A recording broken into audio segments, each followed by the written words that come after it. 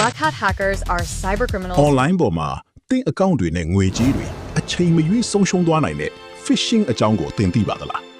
phishing ဆိုတာရေကန်နဲ့ငါးများသလိုပါပဲ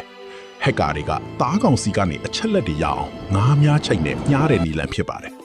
သူတို့က Facebook ကပေးသလိုလိုလူကြီးမင်းတို့ရဲ့ဘဏ်ကဆက်သွယ်လာသလိုလိုနဲ့ message အတုတွေ email အတုတွေပို့ပြီးလှည့်စားတတ်ကြပါတယ်အဲ့ဒီ message တွေထဲမှာတဲ့အကောင့်ပိတ်ခံရတော့မယ်ဒါမှမဟုတ်စူမဲပေါက်လို့ဒီ link ကိုနှိပ်ပါဆိုပြီးစိတ်လှုပ်ရှားအောင်ဖန်တီးထားလေးရှိပါတယ်တကယ်လို့သင်ကအဲ့ဒီ link ကိုနှိပ်မိပြီးသင်ရဲ့ password တွေဘဏ်အကောင့် number တွေကိုရိုက်ထည့်လိုက်တာနဲ့သင်ရဲ့အချက်လက်အားလုံး hacker တွေလက်ထဲကိုချက်ချင်းရောက်ရှိသွားမှာဖြစ်ပါတယ်ဒါကို phishing လို့ခေါ်ပါတယ်ဒါဆိုဘယ်လိုကာကွယ်လဲ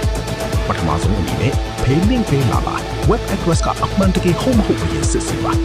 ဒုတိယအချက်ကတော့မတိကျတဲ့စာမျက်နှာတွေမှာသင်ရဲ့ password ကိုဘယ်တော့မှရိုက်မထည့်ပါနဲ့နောက်ဆုံးအချက်ကတော့သင်အကောင့်တွေကို two factor authentication လို့ခေါ်တဲ့နှစ်ထပ်လုံခြုံရေးမဖြစ်မနေဖွင့်ထားပါ online ပေါ်မှာတတိရှိရှိနဲ့ beacon စွာဖြတ်သန်းနိုင်ဖို့ tech workflow မြန်မာကို follow လုပ်ထားဖို့မမိနဲ့ဘူးနော်